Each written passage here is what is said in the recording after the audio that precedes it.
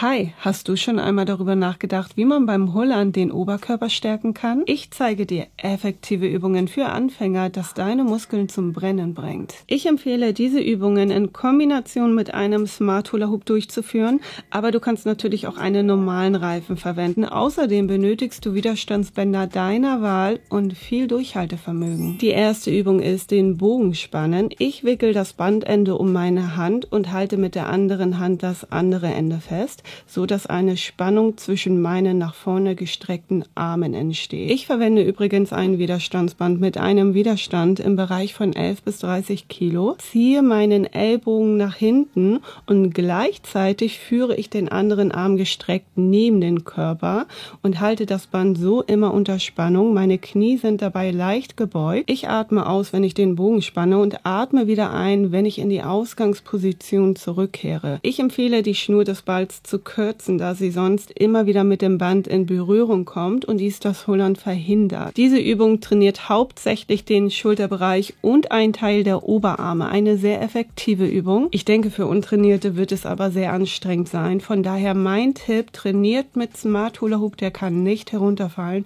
und ist bei dieser Übung ein großer Vorteil. Bei der nächsten Übung verwende ich ein Widerstandsband mit einem Widerstand im Bereich von 7 bis 11 Kilo. Die Brustpresse lässt sich sehr gut mit Hula Hoop kombinieren. Sogar mit einem normalen Reifen ist diese Übung möglich. Ich lege das Band ungefähr auf Brusthöhe um den Rücken und führe die Enden des Bandes unter den Achseln nach vorne hindurch. Die Arme sind im rechten Winkel und dann strecke ich die gegen den Widerstand des Bandes nach vorne, halte den Rücken dabei gerade, der Kopf bleibt in der Verlängerung der Wirbelsäule, atme beim Strecken der Arme aus und beim Beugen der Arme wieder ein. Es gibt hier mehrere Möglichkeiten. Entweder haltet ihr das Band außen fest oder ihr wickelt euch das Band um die Hände. Alternativ kann man auch Wasserflaschen verwenden. Ich hatte hier tatsächlich meine Schwierigkeiten. Ich habe gemerkt, dass meine Kraft verschwindet, auch weil ich vorher ein anderes Widerstandsband verwendet habe. Übung Nummer 3. Bandziehen mit Kniebeuge ist etwas schwieriger und ist wegen der Kugel mit Hula Hoop auch nur eingeschränkt möglich, weil die Kugel sich sonst nicht weiter dreht, also nicht zu tief gehen.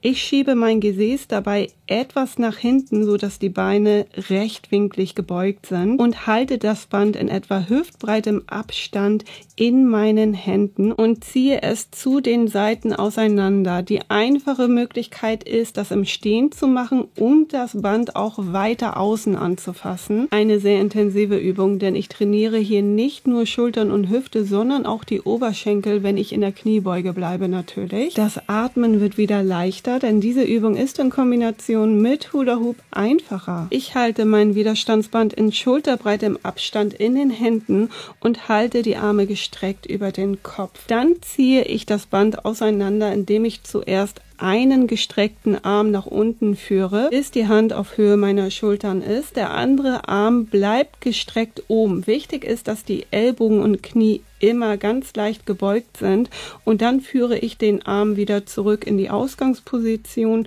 und ziehe dann den anderen Arm nach unten. Ich atme aus, wenn ich meinen Arm nach unten ziehe. Eine effektive Möglichkeit, um den Rücken zu trainieren und vor allem ist das in Kombination mit Hula Hoop machbar. Es wird Hula Hoop freundlich, denn hier verwende ich ein kurzes Widerstandsband. Die Arme sind angewinkelt und liegen dicht am Körper, da sollen sie auch bleiben, ganz wichtig. Und dann ziehe ich das Band auseinander, atme währenddessen aus und atme ein, wenn ich in die Ausgangsposition zurückkehre. Ich mag die Übung, weil sie recht einfach ist in der Ausführung, allerdings doch sehr intensiv. Ich empfehle hier mit dem Widerstand etwas aufzupassen.